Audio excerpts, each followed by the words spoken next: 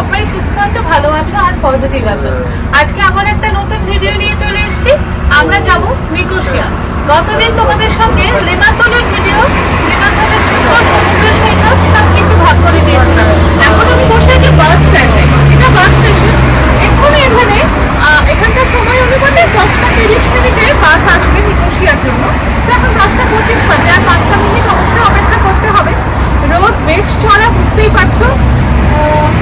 এই সকালটা মানে সকাল 9টার পর থেকে একটু বেশ গরম, তারপর আমার বিকেল 3টে থেকে ওয়েদারটা এত প্রেজেন্ট হয়ে যায় যে ভাবা যায় না। তো যাই হোক, আমরা চেষ্টা করবো মোটামুটি বেশ তাড়াতাড়ি সমুদ্র সৈকত আশপাশটা ঘুরে তাড়াতাড়ি আবার হোটেলে ব্যাক করতে। বেশ চড়া রোদ, যাই হোক তোমরা সঙ্গে থেকো। কেমন আছেন? আশা করি সবাই ভালো আছেন। আজকে আমরা যাচ্ছি নিকোসিয়া।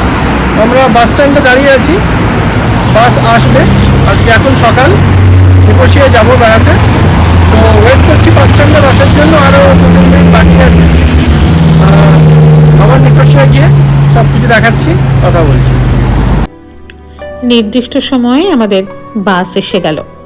লিমাসল থেকে নিকোসিয়ার দূরত্ব মোটামুটি ঘন্টা 1.5-এর। এখানে টিকিটটা কাটা হচ্ছে জনপ্রতি 6 ইউরো করে বাসের ভাড়া।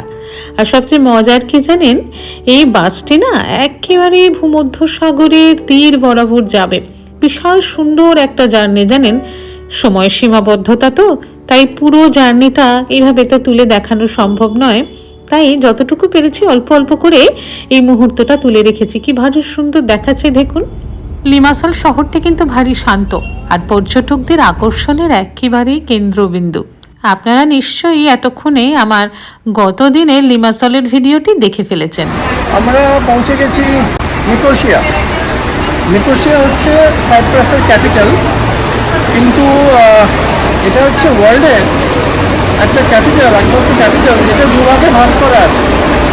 মানে আমরা যে অংশটা দাঁড়িয়ে আছি এটা হচ্ছে গ্রিক কন্ট্রোলড সাইপ্রাস এর পার্ট নিকোসিয়া। নিকোসিয়ারই আরেকটা পার্ট শহরটার, কিন্তু টার্কিশ কন্ট্রোল। মানে এই শহরের মাঝখান দিয়ে কিন্তু বর্ডার চলে গেছে। আর এটা হচ্ছে ইন্টারন্যাশনাল বাস স্টেশন ট্রান্সফার। এখান থেকে সব জায়গায় যাওয়ার বাস পাওয়া যায়।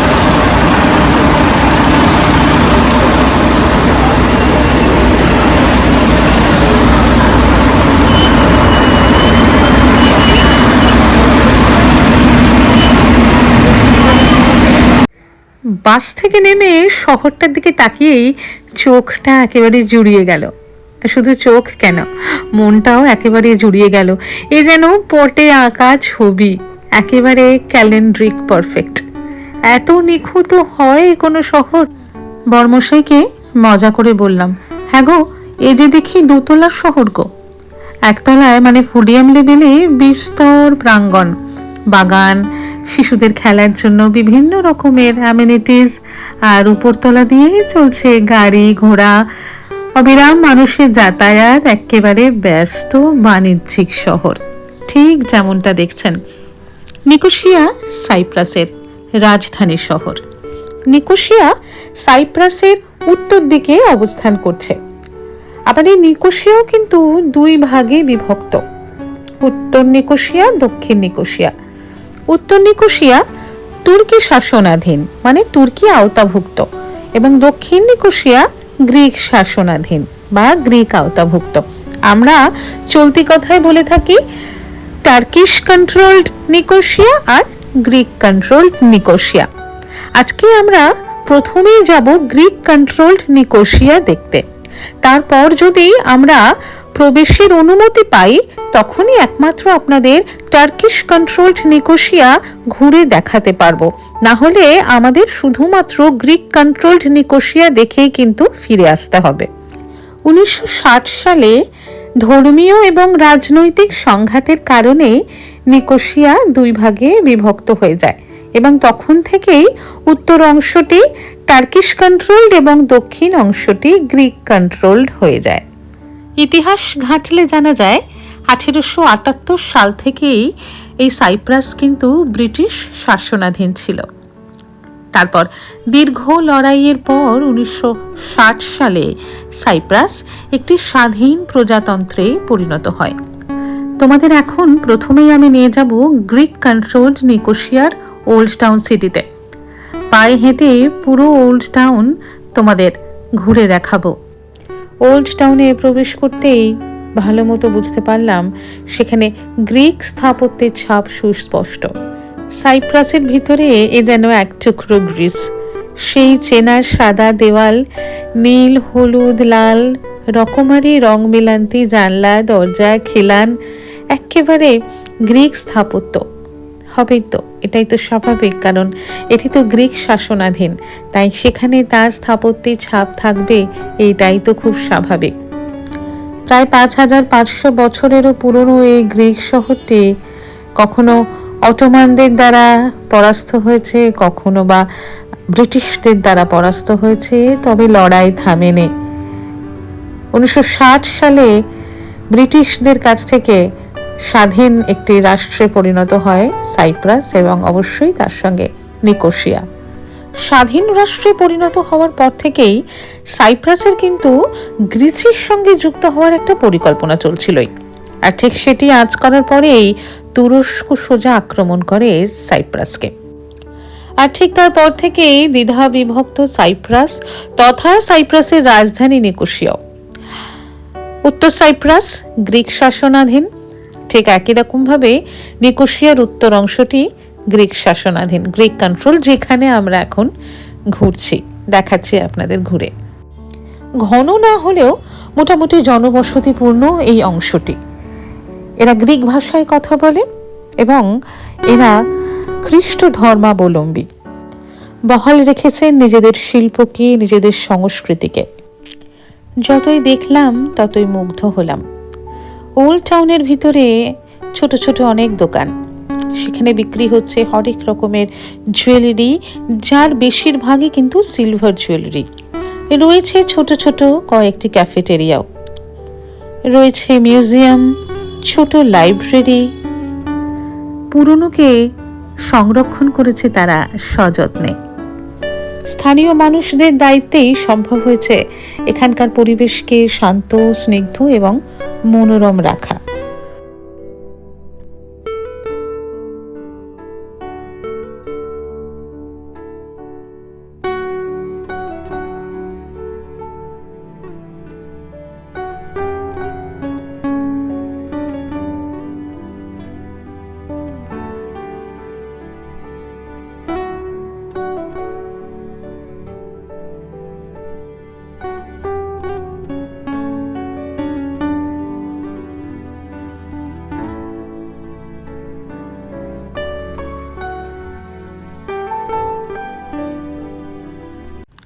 কেমন লাগছে তোমাদের আমার সঙ্গে গ্রিক কন্ট্রোলড নিকোশিয়া পায়ে হেঁটে এক্সপ্লোর করতে? দেখো, এখন কিন্তু আমি লোকাল মার্কেটে প্রবেশ করে গিয়েছি। আর লোকাল মার্কেটে ঘুরতে আর বিভিন্ন রকম আঞ্চলিক সামগ্রী দেখতে কার না ভালো লাগে। অনেক রকম জিনিস, হাতের কাজ, সুন্দর সুন্দর পোর্ট্রেট, সুভেনিয়ার্স, কত কিছু বিক্রি হচ্ছে।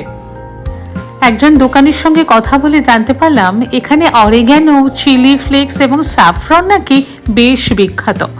আর তাছাড়াও আমি নিজে চোখে যেগুলো দেখলাম তা হলো সেরামিকের বিভিন্ন রকম ইউটেন্সিলস। সত্যি বলতে কি এত লোভ লাগছিল, কিন্তু আনবো কি করে? এতটা পথ ট্রাভেল করব, যদি ভেঙে যায় সেই ভয় আর আনা হলো না। মনের কষ্ট মনেই রয়ে গেল। সরু সরু কলোনিগুলো মাঝে মাঝে এরকম একটু চওড়া রাস্তায় শেষ হচ্ছে। এরকমই একটা চওড়া রাস্তায় গাছতলায় কত পায়রা, এক লহমায় মনটা সেই ছেলেবেলায় ফিরে গেল।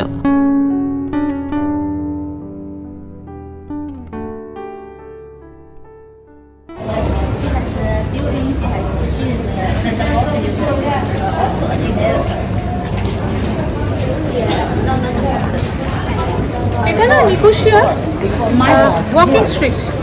আর ওয়াকিং স্ট্রিট অবশ্যই সেটা পেডেস্ট্রিয়াল এরিয়া, গাড়ি ঘোড়া চলে না। হ্যাঁ, অবশ্যই ওই কিছু ওই স্কেটবোর্ড এইসব চলতেই পারে, মোবাইলস চলতে পারে, আর সবাই হেঁটে বেড়াচ্ছে।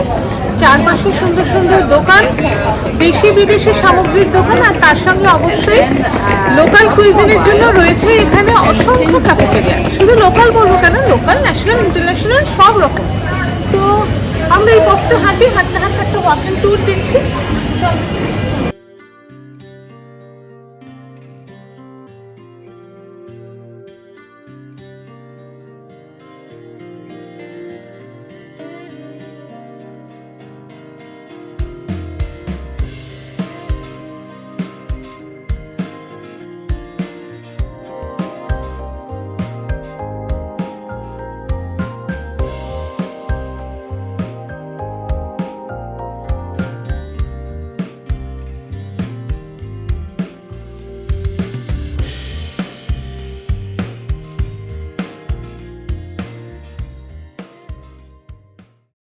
আমরা এখন দাঁড়িয়ে আছি ঠিক বর্ডারে।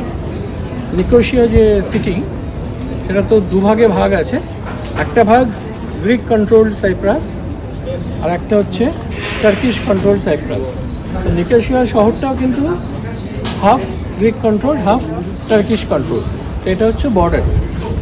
এ পাশটা হচ্ছে Turkish control Nicosia and Cyprus. Immigration চত্বরে বেশ ভালোই লাইন। ওদিকে মিস্টার অলরেডি কাউন্টারে পৌঁছে গিয়েছেন এবং আমি যথারীতি নিয়ম ভেঙে চুরি করে ভিডিও বানাচ্ছি, যা করে থাকি আর কি। আমরা এখন ক্রস ওভার করে চলে এসেছি টার্কিশ কন্ট্রোল সাইপ্রাসে। নিকোশিয়া শহরের যে পার্টটা টার্কিশ কন্ট্রোল, যেখান থেকে টার্কিশ কন্ট্রোল সাইপ্রাস শুরু হচ্ছে, সেই জায়গাটা আমরা ক্রস করে চলে এসেছি। যেহেতু আমাদের মাল্টি এন্ট্রি ভিসা আছে, কোনো অসুবিধা নেই। একটুখানি ঘুরে আবার আমরা ব্যাক করে গ্রিক কন্ট্রোল সাইপ্রাসে ঢুকে চলে যেতে পারবো। এটা ছিল ওই বর্ডার ক্রসিংটা, যেখানে আমাদের পাসপোর্ট চেক হয়, পাসপোর্ট অ্যান্ড ভিসা। এই দিকটায় চেক হলো, এখান দিয়ে আমরা বেরিয়ে এলাম। এবার যখন আমরা আবার ঢোকার সময় পাশটা দিয়ে চলে আবার এখানে যে কিউটা দেখা যাচ্ছে, এই কিউটা দিয়ে আবার আমরা চলে যাব। তাহলে চলো বন্ধুরা, পায়ে হেঁটে টার্কিশ কন্ট্রোলড নিকোশিয়া একটু এক্সপ্লোর করা যাক। একটি সম্পূর্ণ পেডেস্ট্রিয়ান এরিয়া, আর দুপাশে যত দূর চোখ যায় হরেক রকম খাবারের দোকান, জামা কাপড়, ব্যাগ, বিভিন্ন রকম সামগ্রীর দোকান। চোখ একেবারে আটকে যাবে। তার সঙ্গে আঞ্চলিক মিষ্টি তো ভরপুর। একটু এগিয়ে যেতেই একটা দোকান চোখে পড়ায়। দোকানের ভেতরে ঢুকতেই সেই দোকানের যিনি দোকানি ভাই, তিনি আমাদের লোকাল ডিলাইটস টেস্ট করালেন, মানে মিষ্টি। তার সাথে সেরামিকের প্রোডাক্টসগুলো তো ছিল জাস্ট ওয়াও। এখন যেখানটি দিয়ে যাচ্ছি, এটি একটি প্রার্থনা ঘর। আঞ্চলিক মানুষদের কাছ থেকে কিছুটা সাহায্য নিয়ে জানতে পারলাম এই কলোনির মধ্যেই একটি ছোট্ট মসজিদ তৎসহ প্রার্থনা সভা আছে, যেটি সামনে এখন আমি দাঁড়িয়ে আছি। এবং এখান থেকে আরো কিছুটা দূরে গেলেই আরো একটি মস্ক পাবো, দেখাবো আপনাদের অবশ্যই।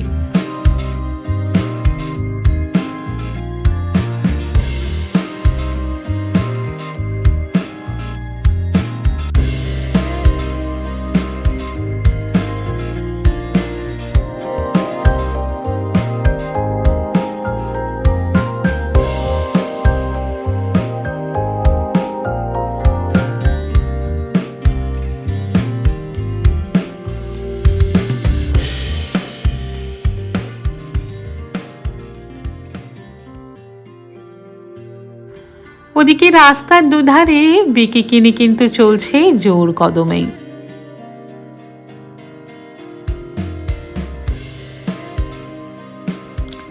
এখন আপনারা যে মসজিদটি দেখতে পাচ্ছেন, এটির নাম হলো সেলিমিয়ে মসজিদ।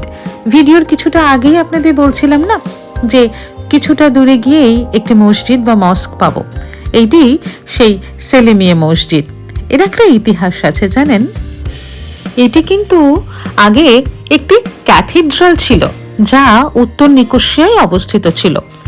এই ক্যাথিড্রালটিকে সেন্ট সোফিয়া ক্যাথিড্রাল বলা হতো। পরবর্তীতে এটি একটি মসজিদে রূপান্তরিত হয়েছে। ঐতিহাসিকভাবে এটি কিন্তু সাইপ্রাস দ্বীপের প্রধান মসজিদ। প্রায় 1750 বর্গমিটার জায়গা নিয়ে এই মসজিদটি। মোটামুটি 2500-এর মতন মুসল্লি ধারণ ক্ষমতা রয়েছে এই মসজিদে। শুক্রবারে নামাজের সময় নিকোসিয়া এবং আশেপাশে গ্রাম থেকে প্রচুর সংখ্যক মুসলমানের সমাগম ঘটে এই মসজিদে। মসজিদের ঠিক উল্টো দিকেই একটি এরকম সভাঘর, যেখানে বিভিন্ন রকম ছোটখাটো অনুষ্ঠান, সভা এবং তার সঙ্গে বিভিন্ন রকম এক্সিবিশনও হয়। আমরা যে সময় এখানে উপস্থিত ছিলাম সেই সময় জানা গেল সেই দিন সন্ধ্যায় একটি আর্ট এক্সিবিশন আছে, আর তার জন্যই চারপাশে বেশ সাজসজ্জা এবং প্রস্তুতি চলছিল।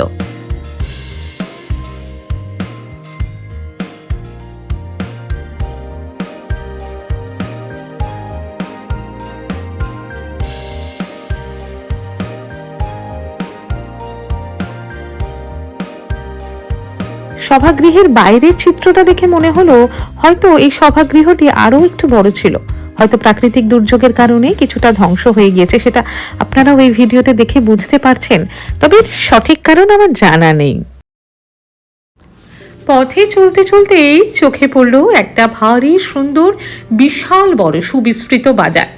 সেখানে কাঁচা আনাজ, ফল থেকে শুরু করে আঞ্চলিক বিভিন্ন রকমের আচার, বিভিন্ন রকমের হাতের কাজ করার সামগ্রীর কি নেই জানেন, অনেকটা বড় বাজার। চলুন আপনাদের এই বাজারটা ঘুরে দেখাই। বাজারে ঢুকতেই টাটকা কাঁচা আনাজগুলো দেখে এত রান্নাঘরের কথা মনে পড়ছিল। আর ওই দেখুন বড় বড় লঙ্কা, এইগুলো কিন্তু পকোড়া করার জন্য একদম পারফেক্ট। বাঙালি তো খালি মন খাই খাই করে। তার সাথে তো ঢালাও দেশীয় এবং আঞ্চলিক ফল। একটা জিনিস দেখেই কিন্তু নজর কাড়লো আমার, সেটা হলো ধানি পেঁয়াজ। ছোটবেলায় মা, ঠাকুমা, দিদিমাদের মুখে শুনেছি এই ধানি পেঁয়াজ নাকি চুলের গ্রোথের জন্য খুব ভালো। আমাদের দেশে কিন্তু খুব একটা বেশি, বিশেষ করে শহরাঞ্চলে কিন্তু এরকম ধানি পেঁয়াজ একেবারেই পাওয়া যায় না। আবার এদিকে সারিবদ্ধ বিভিন্ন রকমের ড্রাই ফ্রুটস, বিশাল বড় বড় দোকান, আর সেখানে ভর্তি ড্রাই ফ্রুটস, আর তার সঙ্গে লোকাল ডিলাইটস মানে বিভিন্ন রকমের টফি বা লজেন্স। এইদিকে বিভিন্ন রকমের পোশাক, হরেক রকমের ব্যাগ, কাঠের হাতা, খুন্তি, কাটিলারি প্রচুর, আর তার সঙ্গে কিন্তু সেরামিকের প্রোডাক্টসও বেশ ভালো। চলুন এবার আমাদের আবার ফিরতে হবে। আমরা ঠিক বর্ডার ক্রস করে টার্কিশ কন্ট্রোলড নিকোসিয়া আর সাইপ্রাসে চলে গিয়েছিলাম। তো ওখানে কিছুক্ষণ ঘুরলাম, আবার কিন্তু আমরা বর্ডার ক্রস করে গ্রিক কন্ট্রোলড সাইপ্রাসে নিকোসিয়া পার্টে চলে এসেছি। এই যে বর্ডার ক্রসিং হয়ে গেছে, দারুণ অভিজ্ঞতা। হেঁটে হেঁটে দুটো কান্ট্রি বর্ডার ক্রস করা, যাওয়া, আবার ফিরে চলে আসা। এবার আবার আমরা চলে যাব লার্নাকা।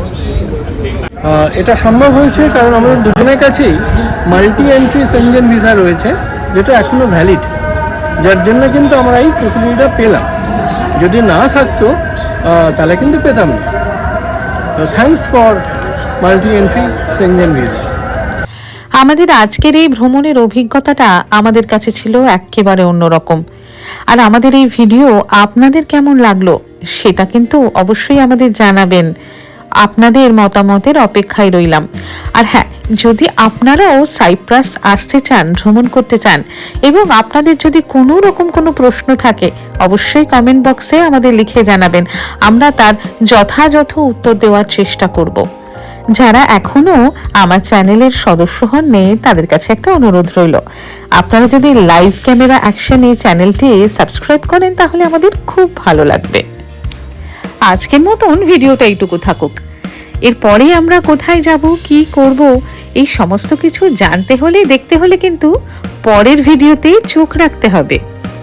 এখন এই সুন্দর রোড ট্রিপটা এনজয় করব, আর কিছুটা মুহূর্ত অবশ্যই তোমাদের জন্য। ভালো থেকো, সুস্থ থেকো, আর পজিটিভ থেকো। যেমন ভাবে তোমরা আমাদের সাপোর্ট করছো, এইভাবেই তোমাদের কিন্তু আরো সাপোর্ট, আরো অনেক ভালোবাসা চাই। সঙ্গে থেকো, পাশে থেকো। আজকে আসি, টাটা।